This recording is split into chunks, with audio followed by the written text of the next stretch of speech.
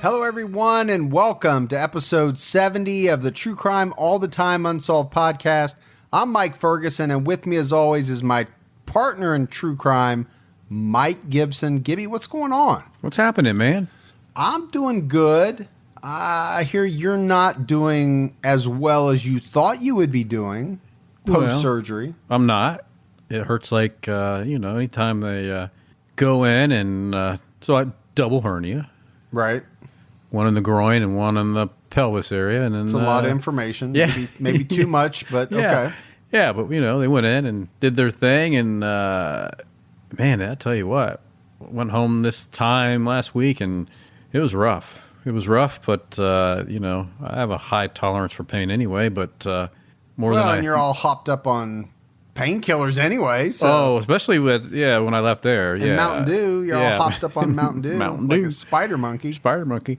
Then I thought the next day I'd just get up. Well, I did get up and walk around, but I wasn't going to go do my normal cardio. Yeah, you were pretty... Talking big. Badass about you would be doing cardio in a day, and that has not materialized. Now, I did stop taking the pain pills just so I could get a understanding where the pain was, and I did that for a few days. And you got the understanding real quick of where it was. Yeah. Then I said, let me try a few of those pain pills again, to help me sleep. But otherwise, I don't take them. But yeah, it's very painful, man. It's a different pain now. It went from the, where the surgical wounds were, and the now it's to where they did the mesh and all that stuff. So more than anybody wants to hear. Yeah, but I know a lot of people have asked about it, how you're doing. Yeah, I'm sure they've asked you directly, but they've also asked me through direct messages and emails. And I'm on a pain pill right now just because I have to sit here for such a long period of time to do the podcast, both of them that we're recording. So it's a lot. I opted to take one, And, so we'll see how it goes. Yahoo. We could get loopy Gibby. We could get somehow extremely focused Gibby. We don't know what we're going to get. Imagine that. What a focused Gibby would be like. All right, Gibbs, let's give some Patreon shout-outs. We had Danielle Hill. Hey, Danielle Hill. Lena Lulu Gleason. So, what a name, huh? Yeah, I love that name. Yeah, I want to relate it to Jackie. Jumped out, not only at our highest level, out of the box. Kind of, I'm assuming Lena is an out-of-the-box type of person because she picked a denomination that's not listed on the she's kind of made up her website. own. Yeah, but it's higher than our highest level. That's a Lulu thing right there. That's a Lulu thing. Yeah. We'll just call that from now on. That's called a Lulu. Doing a Lulu. Yeah, they did a Lulu.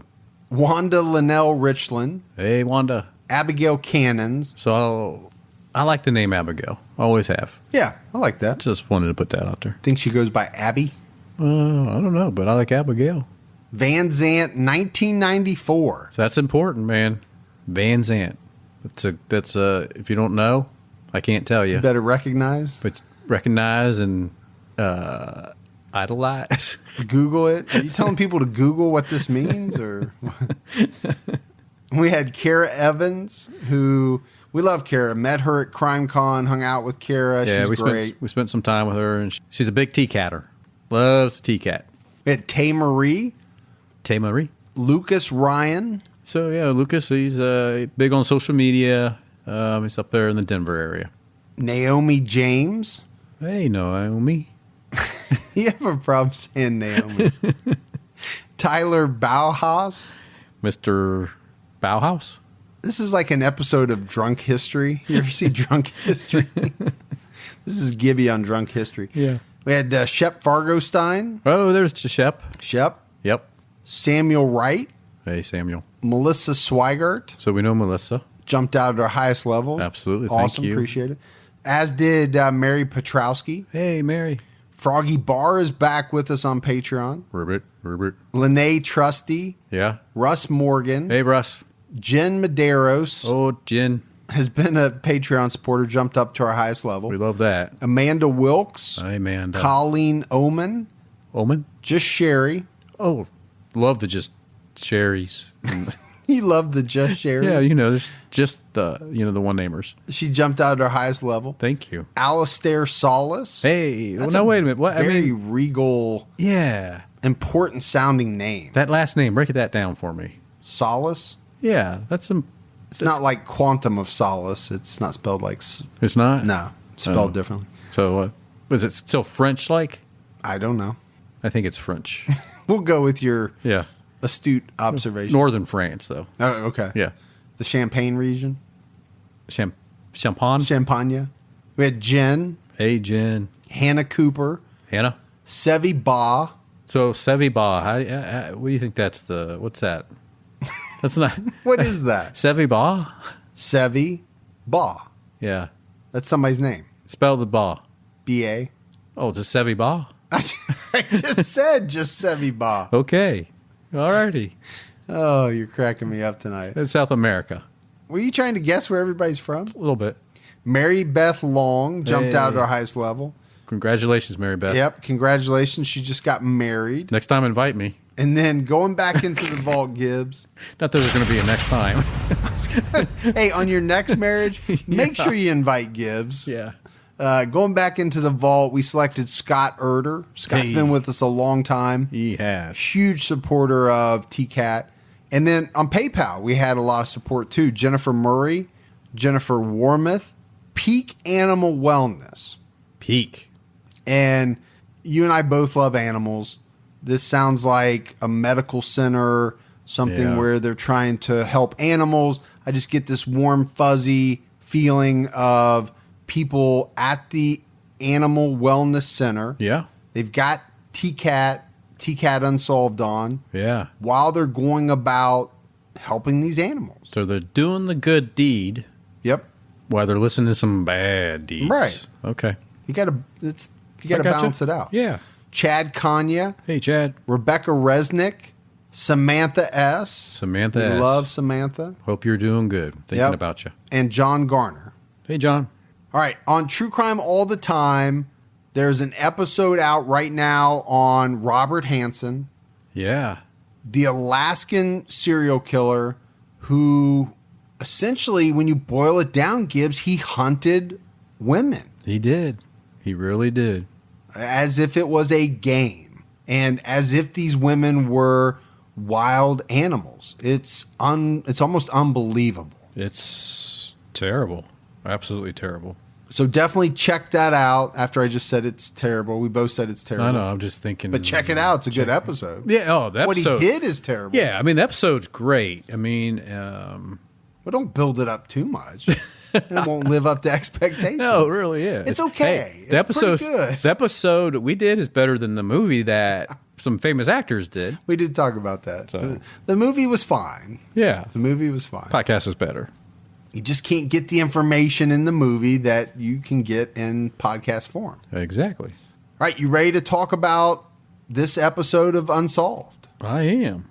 We're going back a little ways. We're going to be talking about George Stinney. And we had some help on this story, Gibbs, from somebody new. Yeah.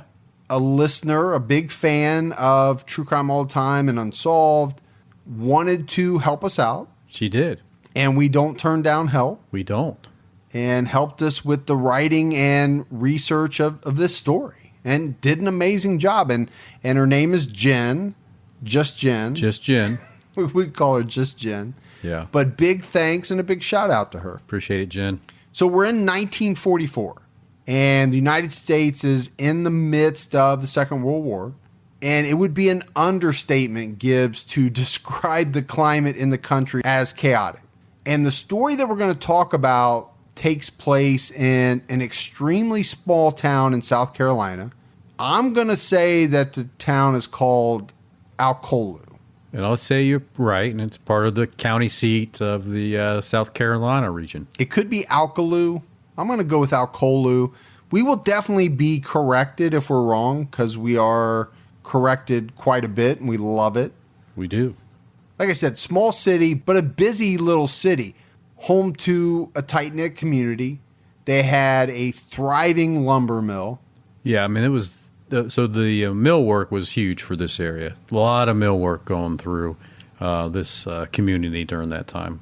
And I'm assuming a lot of people made their living in that industry. Absolutely, yeah. But this was a city where people trusted each other. You know, back then, and we've talked about this on different episodes that go back a little ways in time, but this was a time when people kept their doors unlocked. It's when you put a pie on the shelf of your window, man. Good old days. And it would still be there when you came back to get it. Yeah, exactly. Because you can do that now if you want to. Somebody's going to steal it. Yeah, somebody will grab it, you know. But I just heard on the news this morning somebody decided to retire in Kentucky, bought some property, found an old home that he really liked, had it taken from one location, and you know you can move certain structures. Sure. Had it moved to the new structure, went away for the week, came back, and somebody got on this property and took his house? Took the house, yeah, the building and everything, and police can't figure out what happened to it. And I thought, man, I'm worried about a cherry pie. I know. You can not only can you not put your pie out anymore, you got to worry about somebody taking your house. Yeah, moving your house away. Nobody recalling anything. Hey, did anybody see a house? Yeah, on the back of a trailer. Away? Anybody? That's something else, man. Yeah. When you started that story, I thought it was just going to be that somebody retired in Kentucky, and that was going to be the end of the story. That was going to be the breaking news. Yeah, you thought my drugs were really kicking in right now. Somebody retired in Kentucky. But it's 1944. Yeah. And we have to talk about segregation. It was very clearly defined back then, from public buses to the water fountains. And this little town was no different. Well, and like most towns, you know, the division was laid out by a railroad. You know, the railroad tracks defined what area, you know, certain people would, you know, live in. Yeah, separated the town between black residents and white residents, essentially. And the two races rarely interacted. So that's setting us up for March 23rd, 1944. Two little girls set off on their bicycles to search for wildflowers. So we have Betty June Binnicker was 11 years old, and Mary Emma Thames was 8. And they were on the hunt for something known as maypops. And I guess, Gibbs, this is a local type of flower. Yeah. Now, did you ever used to go hunt for flowers? No. Why would I go hunting for flowers? I'm just asking. I just wondered if you hunted for flowers. No, I was not a big flower hunter. Sounds like a reality show that they would put out now. You know, you got Ghost Hunter, Bigfoot Hunter. The Flower Hunters? The Flower Hunter. You know, there probably already is one. Could be a good, pretty good show, too, depending on what the flowers do for you. Like what they're doing for you right now? Yeah. So the two girls rode past a house that belonged to a family by the name of the Stinneys. And this was an African-American family that lived on the black side of town. George Stinney Sr. lived with his wife, Amy. They had 5 children. John was 17. George Jr. was 14. Charles, 12. Catherine, 10. And Amy was 7. So it's a big family. George Sr. worked at the town sawmill, and the family lived in housing provided by the sawmill. And that's something that happened quite a bit back then. You don't see that very much today, but if you think of like where our roots are from, Gibbs, the coal miners in Kentucky. Absolutely. Right? The coal company. Yeah, company store. Would have a company store. They would provide the housing. Heck, some of them didn't even pay you in real money. They paid you in coal dollars. Or they had their own currency. Their own currency. Ensuring that you bought all of your stuff from the company store. Which always would cost you more than you would if you would have bought it outside of there. It was a racket, for sure. They knew what they were doing. Now, while Betty and Emma were out searching for flowers, George Jr. and his sister Amy, they were out tending to the family cow. The girls stopped to ask George and Amy if they knew where they could find these maypops. And apparently the Stinney children replied no, and the girls rode off. As night fell and the girls didn't return home, their parents were concerned. They contacted local law enforcement. Search parties were organized in both communities, white and black. And George Stinney Sr. was part of the search party on the black side of town. So how bad is that, Gibbs? Back then, both races are searching for the same little girls, and they can't even search together. Right. That's how bad it was. Come a long way. Now, a lot of people would say we haven't come far enough, but we have come a long way. Yeah, we got a long way to go. We do have a ways to go, for sure. The next morning, the bodies of both girls were found face down in a ditch filled with muddy water.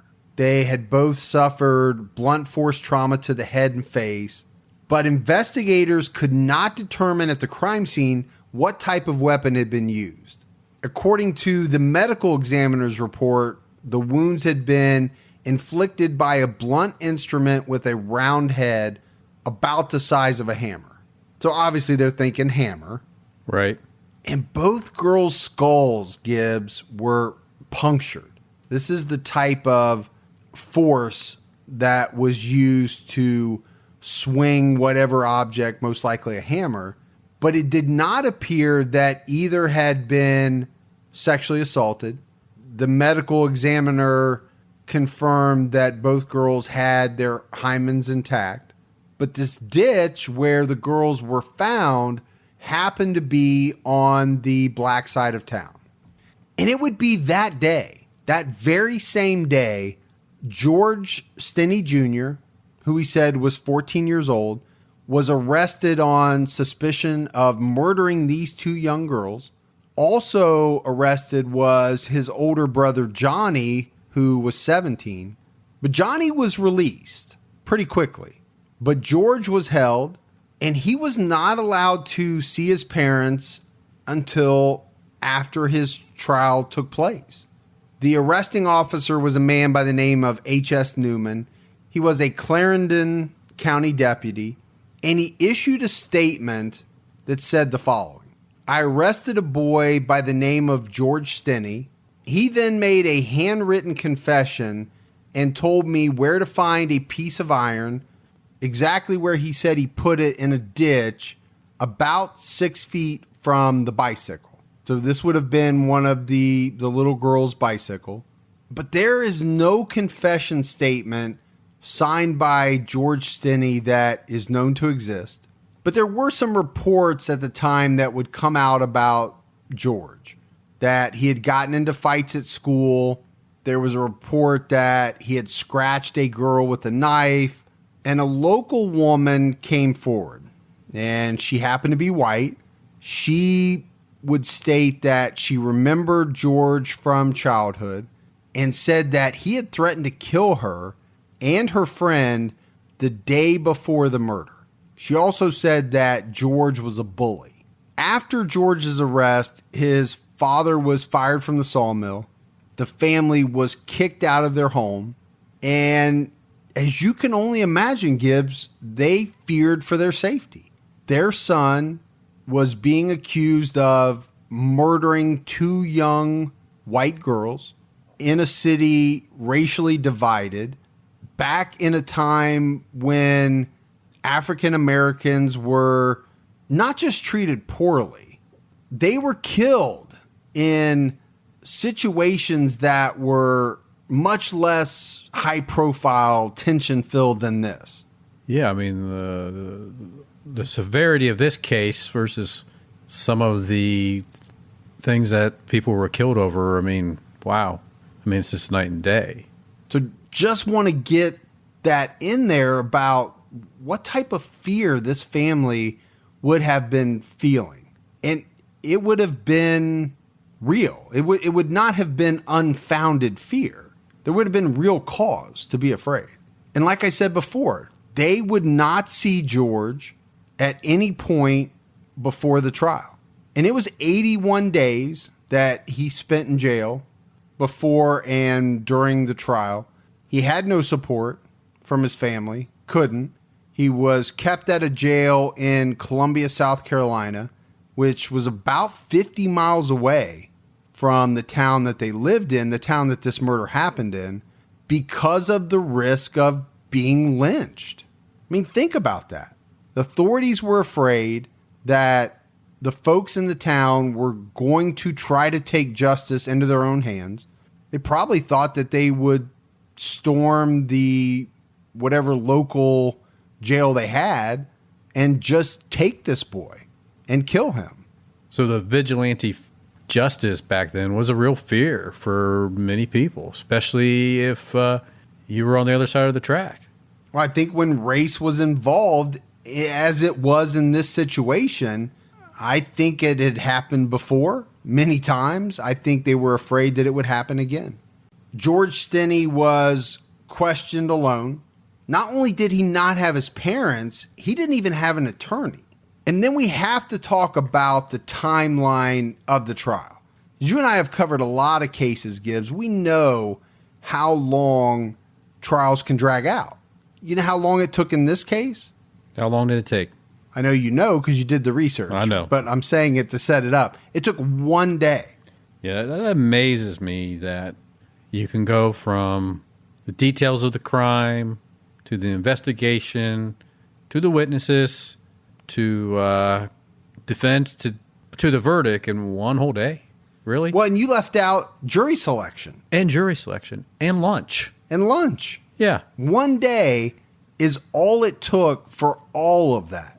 I mean, you got to allow justice to take its course so you can get to the truth and weed all the other stuff out. And if you rush through it like that, I mean, you're just not giving, to me, that's not justice.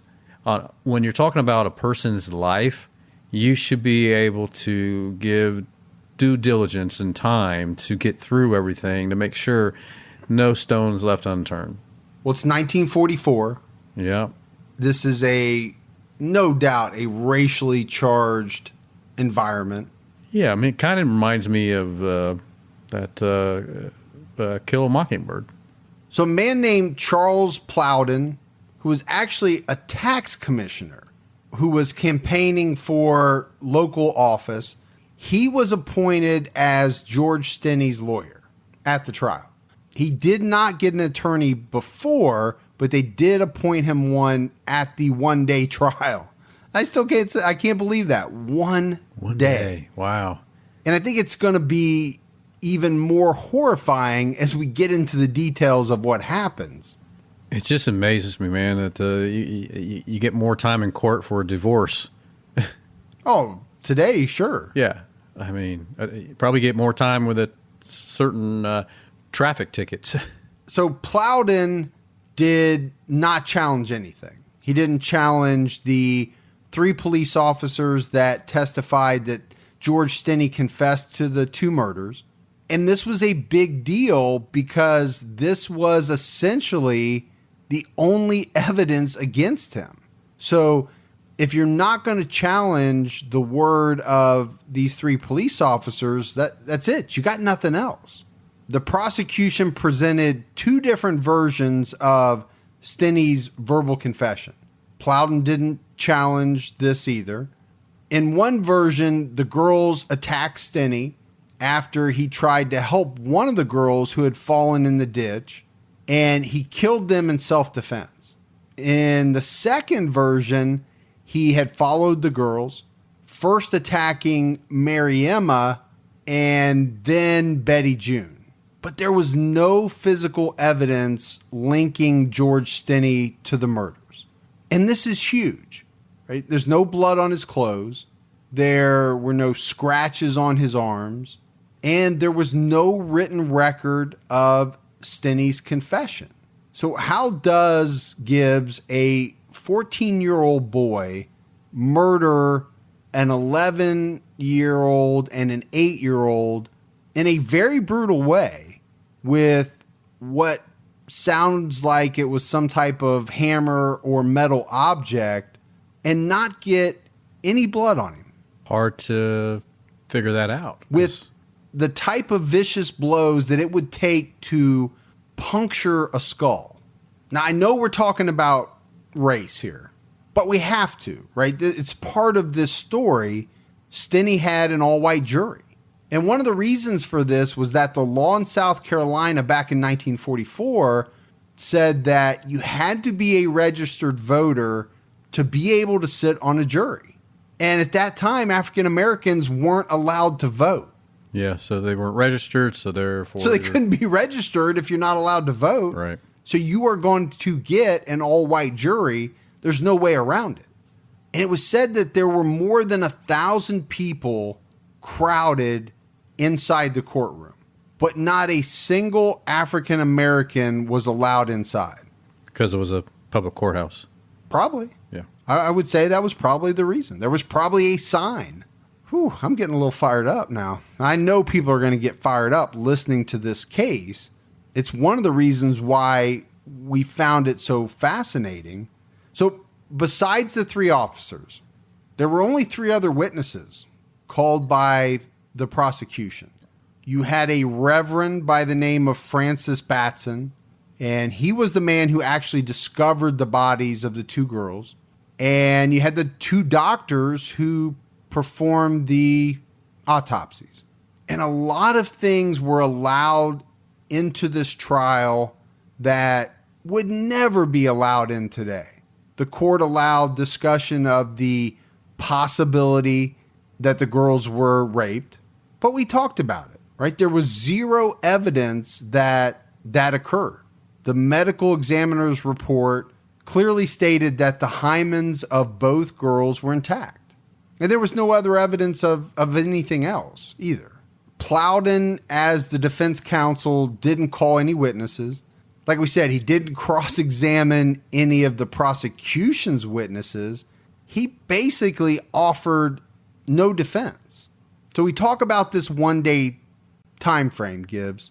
The trial, from start to finish, the trial itself took 2.5 hours. But I guess you can do that when you don't have any defense and you only have, 6 witnesses. I guess you can get that done in 2.5 hours. I guess so. If you're not going to cross-examine anybody. Not going to challenge anything. Just want to run it through to get it out the door so you can get to the local kitchen for dinner, or not even dinner, lunch. I don't think there's any doubt that this was on purpose, right? It's not that there was no defense put up. That was done purposefully. So a 2.5 hour trial. The jury took all of 10 minutes to deliberate. They brought back their verdict guilty. Nobody listening to this podcast is shocked at this point. See that coming from a mile away. But the sentence is death by the electric chair. Now keep in mind, this is a 14-year-old boy. There's no transcript of this trial. No appeal was ever filed after the trial. But you better believe there was a lot of protests against the execution of this 14-year-old boy. We're talking about organizations of ministers, trade unions, the NAACP. And this wasn't just the black community. This was both white and black ministers pleading to the governor, Olin Johnston, to commute this boy's sentence to life imprisonment. It's just such a strange thing to talk about right now, that a 14-year-old would get the death penalty, I mean, it's really strange to talk about this. In today's world, this would not even be a conversation because we wouldn't be to that point, right? No, today it wouldn't. But I also think if it was today, that clearly you'd have a more fair trial. There's no doubt about that. This stuff couldn't happen the way that it happened back then. Now, people today, I think, still get railroaded. That happens, sure, but not to this egregious degree. Yeah, it would be more subtle today if it happened. I mean, I just the speed of everything blows you away. Oh, it sure does. But Governor Johnston issues a statement that reads, It may be interesting for you to know that George Stinney killed the smaller girl to rape the larger one. Then he killed the larger girl and raped her dead body. 20 minutes later, he returned and attempted to rape her again, but her body was too cold. All of this he admitted himself. This is a statement put out by the governor. And I have to reiterate it, Gibbs. None of this was supported by the science, by the medical examiner's report. Yeah. Where is he getting this information? Somebody obviously had to tell it to him. Yeah, someone said, "Oh, did you know?" And he lays it out there because that's not something that the suspect said. No, but somebody probably said he did. Yeah, but I mean, hearsay is hearsay. You shouldn't put, during You're trying to make sense of something that makes no sense, though. Oh, I know. You're trying to put it back into the box. This thing has leapfrogged the box, has jumped across the road. It just tells you how crazy it was. I know. I mean, it's why the case jumps out at me as needing to be told. I mean, it's like, say this, because all your supporters, if you say this, they're going to go along with it, and we can go ahead and get this move forward. But so let's go back to the time period. Olin Johnston is obviously white. For sure. African Americans can't vote, so who is he going to side with? Oh, I mean, there's obviously the people that are voting. Well, absolutely, yeah. I mean, there's no doubt about it, but at that point in time, why would he care about upsetting the African American community? They can't vote anyway. Man. Just where's the integrity? Again, you're trying to put it back into the box. I mean, you got right is right, wrong is wrong. I mean, you just don't make something wrong to make it fit your agenda. But that's what happened back then. Well, I in get a lot it. of cases. It's disappointing. So on June 16th, 1944, George Stinney was led to the execution chamber at the Central Correctional Center in Columbia, Georgia. So we're talking less than a month. Fast-tracked. Here we are. Wow.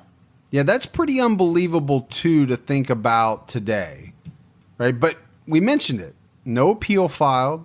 They didn't have all the same safeguards back then.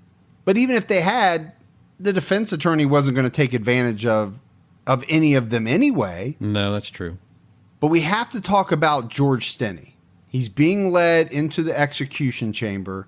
He's 5'1", weighs just over 90 pounds. He's a boy. He is a 14-year-old boy.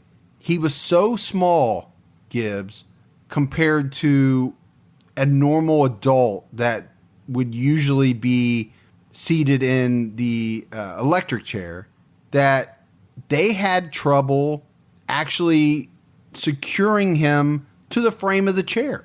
He didn't have the same dimensions that the normal person sitting in the chair would have. No, I mean, even the headgear wouldn't fit right. So instead of buckling the leather straps around his arms, legs, and body, they had to tie the straps together because there was no more holes, right? The holes were too far apart to actually buckle. Like you said, the helmet didn't fit. The face mask didn't fit. But they still strapped around his face anyway. Just didn't fit. And because it didn't fit, when they flipped that switch, when the first volts of electricity went through his body, the mask fell down, revealing his tear-stained face and bulging eyes to the lookers-on. Terrible, terrible visual. And it wasn't just that. Because the straps didn't work correctly, right? They weren't secured properly. His left arm came out as he was hit with the electricity. And it was said that for a full 2 minutes, he shook fiercely. The whole time, tears were streaming down his face. And his left arm just waved uncontrollably. I mean, this is like you said, a terrible scene, a terrible thing to picture in your head, but you have to. It's part of this story, and it has to be explained the way it happened. 4 minutes after they flipped the switch, George Stinney Jr. was dead. So going back and putting this in our timeline from the day that the murders occurred to when Stinney was executed, 83 days. That is unfathomable to me. I can't even wrap my head around it. No, it's... I mean, even if he did it, I can't wrap my head around the fact that it could all happen in 83 days. But the fact that we don't believe he did it makes it even worse. So let me play it this way. Play it. Let's say, so, I mean, I know you have somebody out there, a terrible killer, you know, they're all terrible, but so you're one of your worst serial killers. You know he did it. He admits he did it. No doubt about it. Would you say, you know what, once he said he was guilty, he should have just went right out the back door, right to the chair right then? No. There's a part of me that wants to say that, and I probably would have years ago. Yeah. But with so many exonerations, and some of them coming after people admitted that they did stuff that later is found out they couldn't have done. Yeah, false confessions. Yeah. Yeah. I have to say no but there's still a part of me that says, yeah, it should just happen right away. Yeah. So, you know, take Hansen that we just did on. Yeah. TCAT. TCAT. I mean, he had admitted to what he did. You could say, okay, trial's over. You admitted to what you did. Yeah. Let's get it over with. But I just can't say that anymore with the amount of wrongful convictions that we're hearing about all the time. So you feel there should be some cooling period? Yeah, I do think that our process today is too long, but I don't know what that perfect.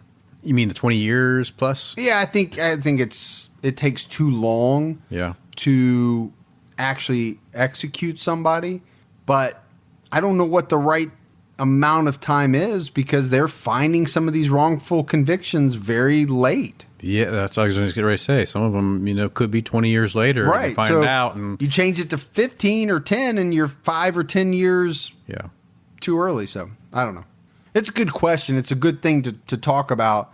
You know, a lot of people are going to say, I don't believe in the death penalty anyway. But if you do, then I think you have to then talk about this other thing, which is, you know, what type of period should people have to, you know, go through their appeal process and all of that. I think we can all agree that 2 days is rather fast. Oh, there's no doubt about that. But again, I know we're back in the 40s, different times, different processes. And all that. It was a different time. I would be shocked if you said this was 1744, let alone 1944. Yeah, and I wonder if this was, you know, upstate New York, 1944, would it have been different? I think it would have been. I don't think so there's too. any doubt it would have been. I think so. And I'm not putting down South Carolina No. the South, but there's no doubt that it was different. Yeah. In the South and the North back in that time. Yeah. I mean, it's nothing that hasn't been discussed and shown in multiple documentaries. You got to like those documentaries. That's right. I'm a documentary fan myself. Yeah. Now I want to talk about a man named George Frierson, a local historian. He grew up in the town.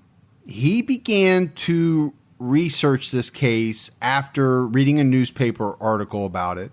And the work that he did, this research, it gained some attention. And in particular, it gained the attention of two South Carolina attorneys, Steve McKenzie and Matt Burgess. And with the help of a few other organizations, they were able to find enough evidence to file a motion for a new trial. Now, this is October of 2013, Gibbs. Right. George Stinney Jr. has been dead for 70 some years. Yeah. I do that in my head, 70 years or so. But they do that. They file for a new trial. And one of the attorneys, Steve McKenzie, stated, if we can get the case reopened, we can go to the judge and say, there wasn't any reason to convict this child. There was no evidence to present to the jury. There was no transcript. This case needs to be reopened. This is an injustice that needs to be righted. I'm pretty optimistic that if we can get the witnesses we need to come forward, we will be successful in court. We hopefully will have a witness that's going to say, that's non-family, a non-related witness, who's going to be able to tie all of this in and say they were basically an alibi witness. They were there with Mr. Stinney, and there's no way that he could have committed this murder. It all sounds good, but now you got to find that person. And like we said, this is 70 years later. Time is not on their side. And so number one, you have to find a witness.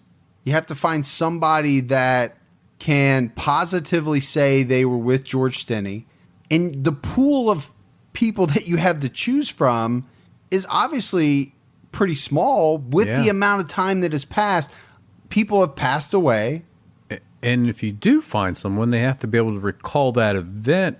Which happened a very long time ago. Yeah, I mean, I can't even remember the name of a movie that I watched last night sometimes, you know? Yeah, so they have their work cut out for them. But I also believe, Gibbs, that what they're doing is noble. I mean, this is a noble effort that they're going through. Oh, absolutely. And they do get a new hearing. It's held in January of 2014. And the hearing includes testimony from some of George's siblings that are still alive, that were with him at the time of the murders. But then again, they're family, so they don't carry the weight as... Not the same as what the attorney said he was hoping for, which was a non-family, non-related witness. But still, it's something. On top of that, they introduce an affidavit from the man that found the bodies. We talked about him, Reverend Francis Batson. He initially found the girls. He pulled them out of this water-filled ditch. And in the affidavit, he says he remembers there was very little blood in or around the ditch. And he actually suggested that maybe these girls were killed somewhere else and the killer moved them to this ditch. They brought in a man who had been in prison with George Stinney after his arrest, and the man testified that Stinney told him he was innocent and had been made to confess. So you can imagine very positive news for the Stinney family. But the complete opposite for the family members of the victims. You know, they were not excited about this. They already had their closure, and now everything is being torn apart. Now, family members would come out and say that, you know, executing a 14-year-old boy was controversial, but they never doubted that he was guilty, that he killed their loved ones. So, I mean, there you do. You have that other side of the fence. There's always two sides, for sure. There is, you know, and if you look at that from their point of view, then, you know, you can appreciate what they're saying. The representative for the state of South Carolina was a man by the name of Ernest Finney III. And his father was a man named Ernest Finney Jr., and he was appointed as South Carolina's first African-American state Supreme Court justice. So this is very strange. An African-American man whose father was the first African-American state Supreme Court justice, that must have been that's a tough position for him to be in. Yeah, I would think so. But that's his job, right? His job is to represent the state of South Carolina. Right. So on December 17th, 2014, after hearing both sides argue their cases, Judge Carmen Mullen vacated George Stinney's conviction. She ruled that he was not effectively defended, that his Sixth Amendment rights were violated, and that he didn't receive a fair trial. None of that shocks me at all after everything that we talked about. And this is a ruling that doesn't happen very often the way it did. It's a rare legal order that allows a court to correct its original judgment upon discovery of a fundamental error. And it has to be something that did not appear in the records of the original judgment proceedings and something that would have prevented the judgment from being pronounced. The judge also goes on to rule that the execution of a 14-year-old was cruel and unusual punishment, and that his confession was likely coerced and thus inadmissible. Well, that's a true statement if that's what happened, right? I mean, you can't take a false confession and run with it. I mean, all of this sounds right to me. She also ruled that the attorney failed to properly defend George Stinney and also failed to preserve his right of appeal. And we talked about that. This guy didn't do anything. He didn't defend George Stinney at all, didn't appeal anything. No, I think he just was there to push some paper along. I mean, I can't imagine anybody back at that time would have been happy for him to represent them in the same situation. And at the same time, I imagine this guy was in a tough situation. But, if your life is on the line, do you really want the tax guy? No, I'm not. Was he even a real attorney? I don't know. Yeah, I mean, I would like, can you give me a few days to get somebody to come in town, maybe? Can you get somebody with a law degree? Yeah. That would be great. Yeah, did they actually study somewhere? And he may have had one, I don't know. But the judge kind of couched some of the things that she said, making sure that they really only talked about the process of the trial and the prosecution, because she noted that Stinney, quote, may well have committed this crime. She wrote, no one can justify a 14-year-old child charged, tried, convicted, and executed in 80 days. There was not much done for this child when his life lay in the balance. So that's what the judge said, and I agree with all that. Yeah, that's a correct statement. I mean, but at the same time, she is kind of couching it, saying she's not saying that he's innocent. She's not saying that he didn't commit the crime. But she's not saying he did either. No. She's just saying she's not ruling on that. No, she's ruling on yeah, the procedures and how they occurred. Right. Yeah. And that's she vacated the conviction based off of that. She didn't come out and say that he didn't do it. She actually said he may well have committed the crime. Now, going back to George, right, the local historian who kind of sparked this whole thing, he's alleged some further misconduct in this case. He claims that the murderer was a member of a prominent local family, and a prominent white local family at that.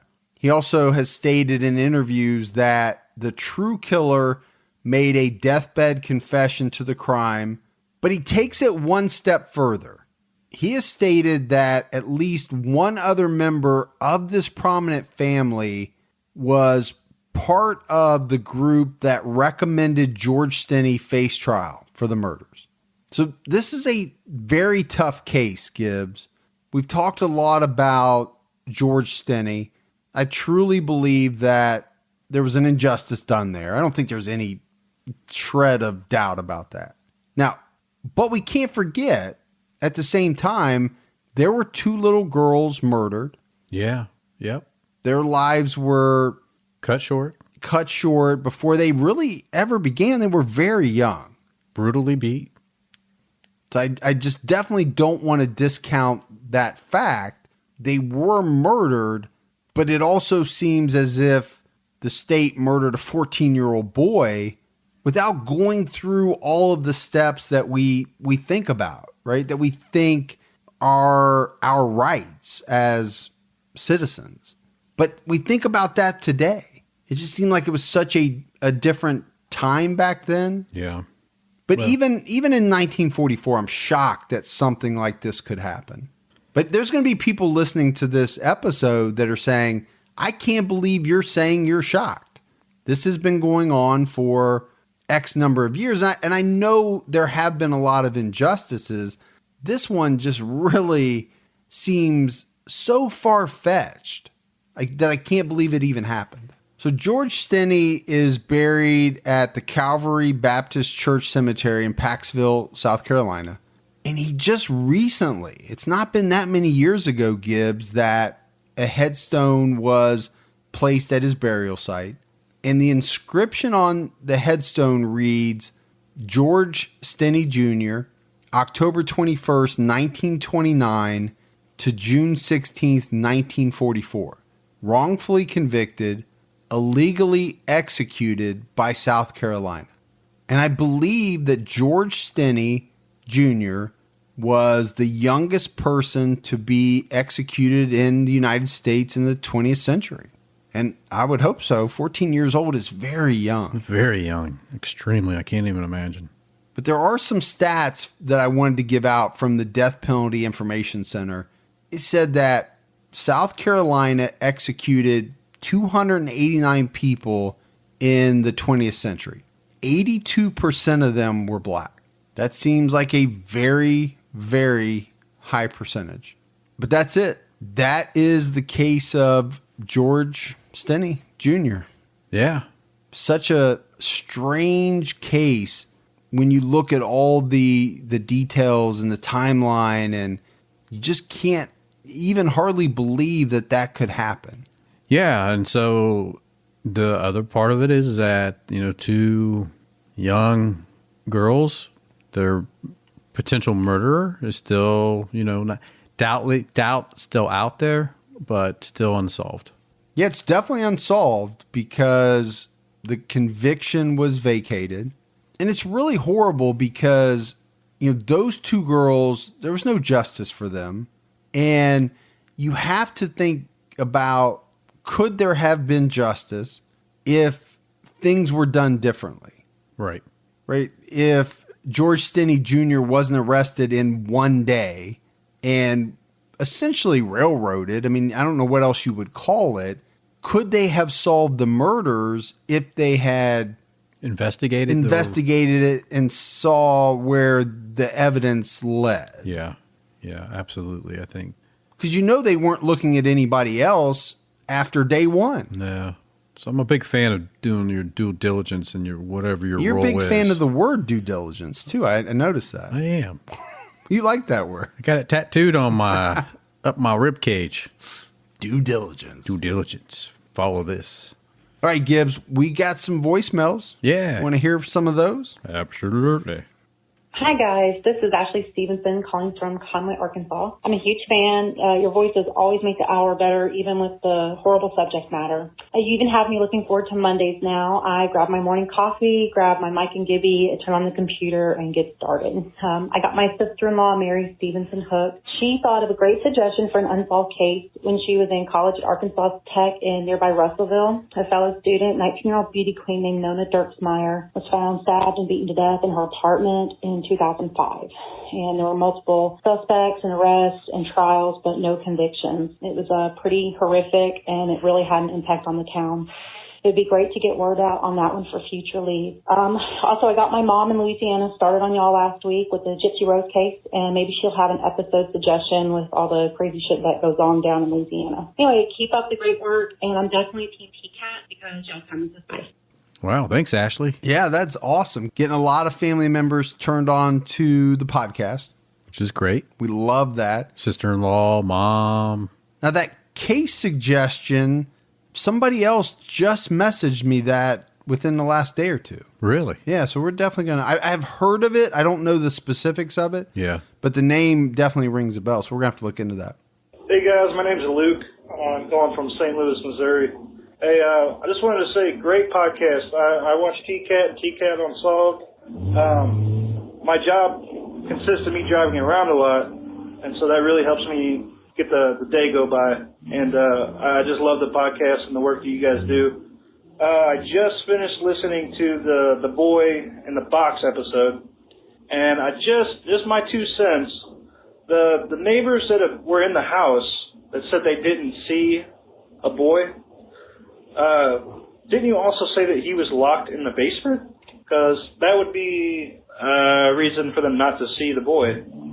So just my 2 cents. All right, thanks, guys. Appreciate it. All right, Luke, we appreciate the voicemail. You're a little bit behind, and to be honest with you, Gibbs, that case has been a while ago, and I can't remember the specifics, so it's hard for me to answer the question. I'd have to go back and look at my notes. Yeah, I mean, he was kept in the basement, had long hair. You know, she allowed his, you know, she grew his hair out. So I remember the case. Yeah. I don't remember exactly what Luke is. See, my clarity is better because I'm on pain med right now. You're going to redo the case for me? Yeah, I can I think I can solve some stuff. Let's get them all back out. Hi, Mike and Gibby. My name is Chris. I'm from Richmond, Virginia. Just wanted to say that I'm a big fan of both TCAT and TCAT Unsolved. Really look forward to both of those episodes each week. And I just wanted to let you know that the episode on the Briley Brothers was really interesting. I had no idea that went on in my hometown. I also wanted to let you know that it was pronounced Henrico, not Henrico, but no big deal. But thanks again and keep up the good work. Bye-bye. But yet it was a big deal. Because you wanted to make sure Mike knew he did it wrong, like he does with me. Yep. Good job. Exactly. No, like we always say, love when people correct us. I really do. I'm not being facetious about that. But why in the hell would it be pronounced Henrico? Because it looks like Henrico. Just say it like that. Yeah. We need some of these states to start saying their names of their towns like the way they're written. That would be too convenient. Nobody says Rico Suave. It's Rico Suave. But, you know, is it? I don't know. Now. No, I'm just messing.